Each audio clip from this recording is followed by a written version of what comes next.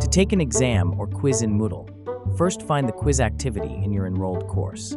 For example, open quiz, then select Quiz 1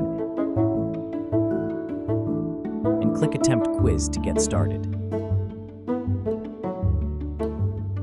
Once the quiz opens, you'll see the questions, a timer at the top right corner, and the quiz navigation panel. You can jump to any question by clicking its number. Simply go through each question, like this true or false one, and answer them all.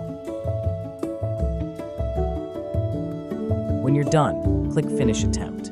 You'll then see a summary page showing any answered questions and the remaining time. If everything looks good, click Submit All and Finish to complete your quiz. After submitting, you can review your score, your percentage, and even how much time you spent on the quiz. And that's it, you're done.